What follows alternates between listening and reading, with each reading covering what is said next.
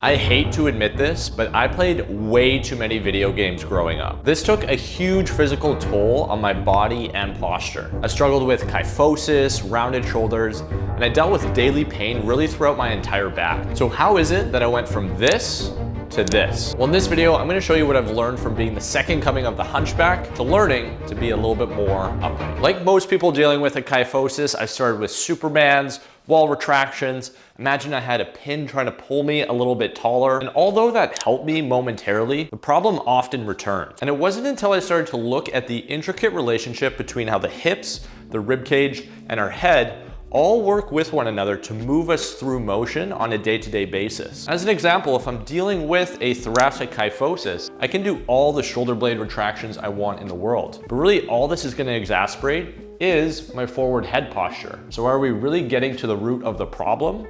Or do we need to start to look elsewhere, such as the hips, to see how that interacts with the rib cage to bring us into a more upright position? Now, being the type of person that I am, after I was looking at the hips, I started to think to myself, what else could be impacting my kyphosis and my rounded shoulders? And that's what got me thinking to a autonomous function that we do upwards of 25,000 times per day, which is our breathing. You see, where and how we breathe and what respiration muscles we use is gonna impact our posture over time. If I'm in this more kyphotic orientation, then chances are I could be sending too much pressure into my back and not filling out enough pressure in through areas like my pecs. To give you a visual representation of this, if I put myself into a kyphosis and then I inhale into my back, and all I'm doing is breathing into there tens of thousands of times per day, per week, it's just gonna continue to reinforce that pattern. Now, I'm sure you're starting to wonder, this is all well and good. We can look at the hips, we can look at the rib cage, we can look at the head and the breathing mechanics, but how is it that we actually go about fixing a kyphosis? And how is it that we can tie all these elements together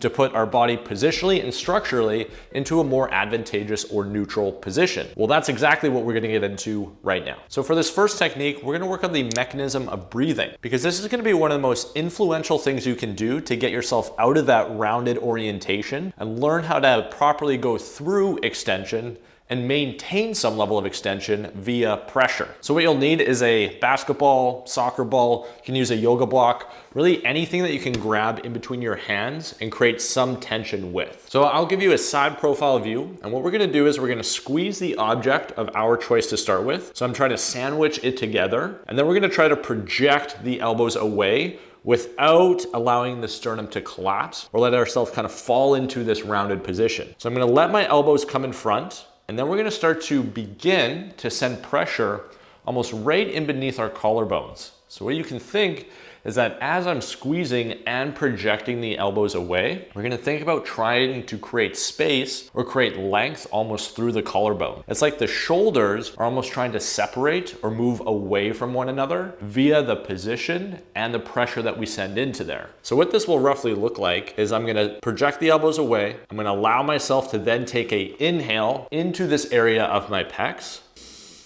And now we're gonna try to maintain or sustain some of that pressure in through the upper pec fibers through the exhale. So it's almost as if we're gonna sustain a little bit of the pressure, not allow it to fully leave the system, and then we're gonna try to top that pressure back up again. So with each consecutive inhale that we take positionally here, we're creating a little bit more expansion each time. As I continue to go more and more through this technique, continuing to expand and breathe pressure into there, we're gonna be creating more length and width of the upper body. So now that we understand how to create some pressure and width in the upper body via breathing into these upper pec fibers, what we're gonna start to work on is creating thoracic extension. Because chances are, if I'm dealing with a kyphosis or I have rounded shoulders, then I'm not understanding how to orient extension from the T-spine. And a lot of the time what I see with people is when they're trying to create T-spine extension, they either do so from their head or from their lumbar. And it'll look like their head is leaning back and they think that they're going into extension,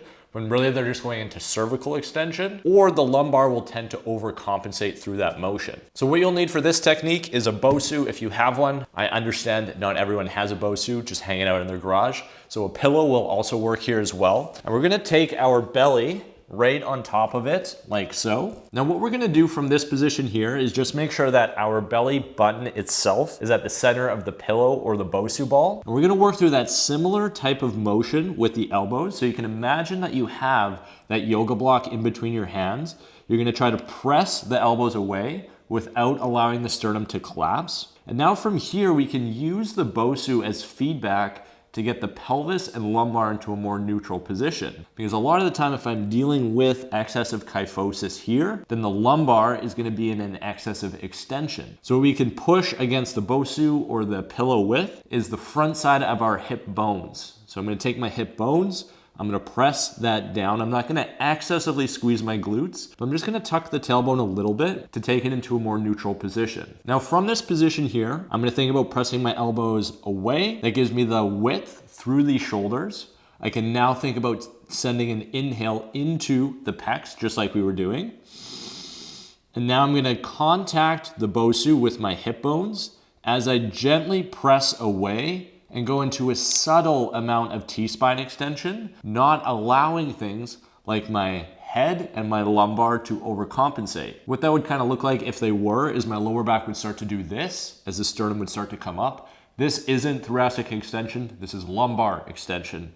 Again, we're gonna try to avoid that today. So I'm gonna keep the lumbar neutral, and I'm also not just gonna tilt my head back. This will give you the idea that you're getting length or you're getting taller, but really you're just tilting the head back. So see if you can keep the hips and the head somewhat stable. We're creating stability between those 2 points. I'm gonna press away, and I'm gently just lifting my sternum. And you can see, if I go into my pressing away motion, this would be my neutral, and then this is the level of extension we're getting. It's very subtle, but you should ideally sense or feel some activation come into that mid-spine or this thoracic spine area of your back. The last piece to the pie that I found has helped a lot with this kyphotic position for myself isn't so much a technique as it is just day-to-day awareness. What this entails for me is that anytime I'm working on the computer or I'm cooking, I'm going for a walk, or even if I'm just standing and waiting for a light, I'm thinking about not allowing myself to just kind of passively collapse where my body kind of wants to go when I start to get tired and lazy. So what I have found is just bringing some level of conscious awareness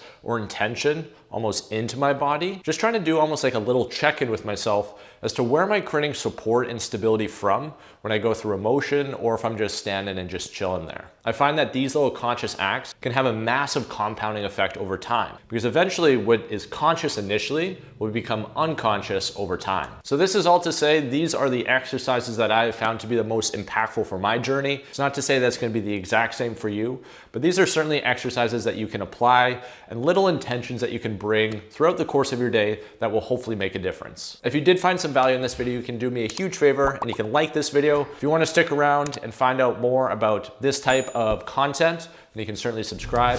And I hope that I'll catch you in the next one. We'll see you then. Peace.